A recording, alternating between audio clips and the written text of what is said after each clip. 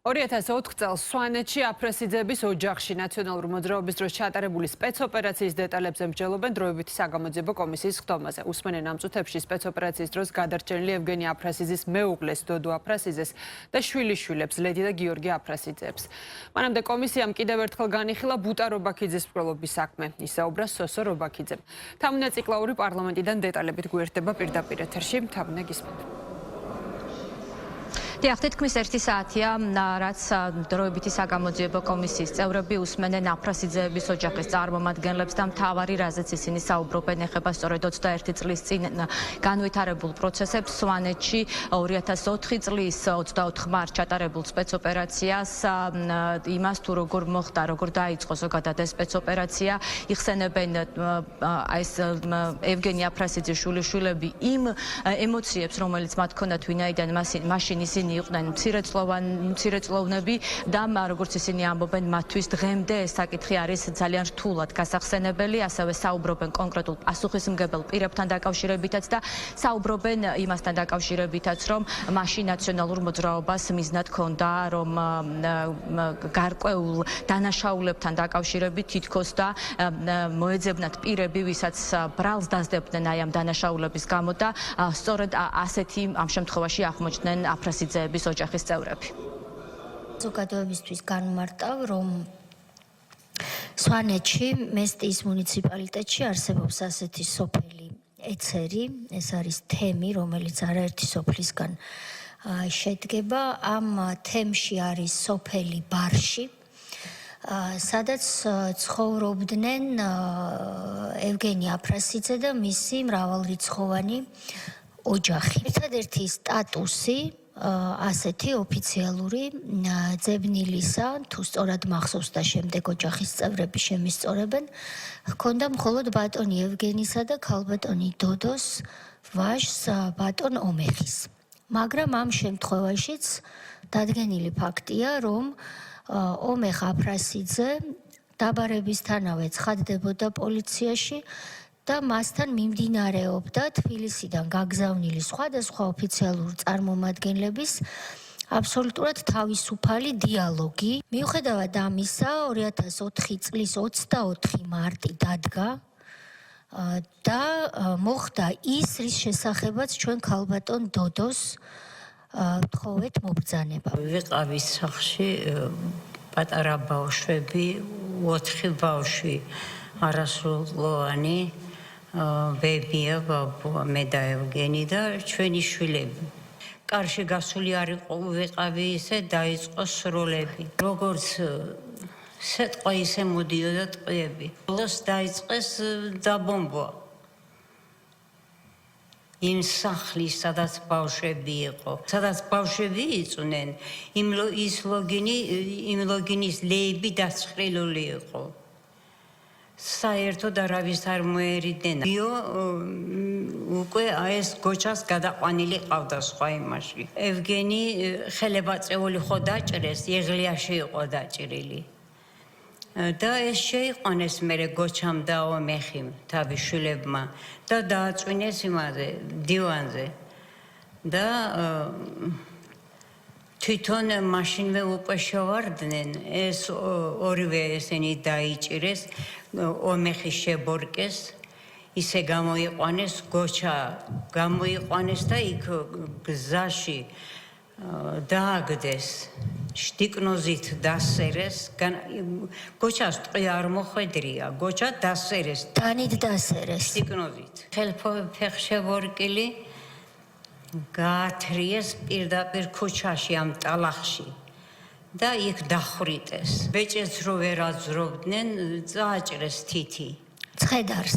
ცხედარს და მერე ამას ყელსაბამს რომ ვერ უხსნიდნენ, კერძზე ფეხი დააბიჯეს, ისე ამოგლიჯეს და ამას ყველაფერს უყურებდნენ პატარა ბავშვები. მადლობა ასევე იმისთვის, რომ ჩვენს ოჯახს მიეცა იმის შესაძლებლობა, რომ ერთხელ და მიიღოს თავისი წვლილი შეიტანოს იმაში, რომ ერთხელ და სამუდამოდ დამნაშავე ნაციონალური მოძრაობის რეჟიმს მიეცეს შესაბამისი სამართლებრივი შეფასება. მე ვიყავ მაშინ 7 წლის, თუმცა ძალიან ცხადად მახსოვს ეს ყველაფერი. ჩვენი ბავშვების გადარჩენა მამაჩემის წყალობით მოხდა. ჩაცმაც კი ვერ მოვასწარით, ისე შევყარეს ლოგინის ქვეშ და დედა მეუბნებოდა, რომ კედელთან რაც შეიძლება ახლოს მივსულიყავი, რომ ტყუებს არ მოეღწიათ. ძალიან კარგად იცოდნენ ამ სპეცოპერაციის შემკვეთმა ბატონმა სააკაშვილმა და სპეცოპერაციის ხელმძღვანელმა ბარამიძემ, რომ იმ სახლში იმ დროს ვიყავით პატარა ბავშვები, თუმცა არც ჩვენ არ დაგვინდეს. მიზანი რომ ყოფილიყო დამნაშავის დაკავება, დამნაშავე საცხომ უნდა დადგენა და შესაბამისი პროცედურები. არიან მოწმეები, მეზობლები, მათ შორის ასევე ჩემი სხვა ოჯახის წევრებიც, მაგალითად გოჩა აფრესიძე, რომლებიც დაინახეს, როგორ დახვრიტეს ხელბორკილდადებული ომეხი. გოჩაზეც ვიტყვი, ის და ომეხი სახლიდან ერთად გამოიყვანეს, მასაც ხელბორკილები და გადააფარეს პლედი, ჩათვალეს, რომ ისიც უკვე მკვდარი იყო და მათი მიზანი ამ მიმართულებითაც განხორციელებული იყო. გადააფარეს პლედი და უკვე გარკვეული დროის მერე აღმოჩნდა, რომ ხელს ამოძრავებდა გოჩა და ამის შემდეგ პულსი შეუმოწმეს, აღმოჩნდა, რომ ცოცხალი იყო და უკვე ამის შემდეგ გადაიყვანეს ვერტმფრენით ქუთაისში, სადაც მას ჩაუტარეს ოპერაცია. თუმცა ეს ოპერაციაც ჩაუტარეს გარკვეული დროის შემდეგ და ჩაუტარეს ისე, რომ არავითარი დამაკუჩებელი ნარკოზიც კი არ გაუკეთეს მას და უკვე დაკავების პირველივე წამიდან დაიწყო გოჩას მიმართ წამება. როცა ჩვენი ხმა აღარ გადიოდა სახლიდან, ტყუებმაც იკლო და უკვე ცოტა ხნის შემდეგ სროლა შეწყდა. ალბათ იფიქრეს, რომ ყველა ჩაიხოცა და ამიტომ მათი მიზანი სწორედ ის იყო, რომ იქ ცოცხალი არავინ არ გადარჩენილი. ამ სპეცოპერაციის ერთ-ერთი მიზანიც ის იყო, რომ იმ პერიოდში არსებული გაუხსნელი დანაშაულები ვინმესთვის დაებრალებინათ და ამისთვის სწორედ ჩვენი ოჯახი აირჩიეს და იყო გარკვეული დანაშაულები, რომლებსაც აბრალებდნენ, მაგალითად კალაძის გატაცებაში და დანაშაულეს თავდაპირველად ასევე გოგინაშვილის კი ბატონო კახა კალაძის ძმის გატაცებაში და ასევე გოგინაშვილის გატაცებაში. მათი უსამართლო გამოძიების ფარგლებშიც კი ვერ დაადასტურეს ეს, რომ რაიმე შემხებლობა ჰქონდათ ჩემს ოჯახის წევრებს ამ დანაშაულთან. სიცოცხლის ხელყოფის კიდევ ერთი საქმე, რომელზეც დღეს ასევე იმსჯელეს დროებითი საგამოძიებო კომისიის წევრებმა, ეს არის ბუტა რობაქიძის საქმე და ამ შემთხვევაში უკვე მოусმინეს ბუტა რობაქიძის მამას. ეს რომ მიხეილ სააკაშვილი არზი ციხეში ჩვენ და ერთ ხალხისთვის წამება ეგეც. პირდაპირ ვიძახი.